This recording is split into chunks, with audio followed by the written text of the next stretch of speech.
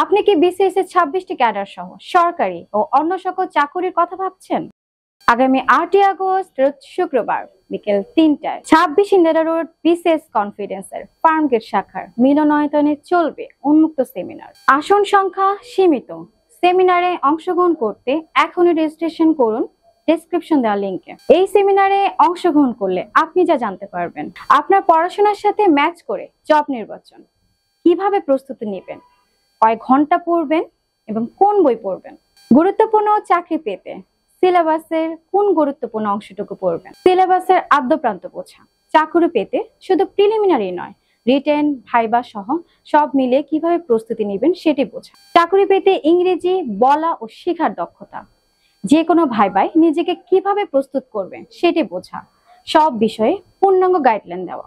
তাই আর দেরি না করে সেমিনারে অংশগ্রহণ করতে এখনই রেজিস্ট্রেশন করুন। আপনার যে কোনো প্রয়োজনে পাশে আছে বিসিএস কনফিডেন্স।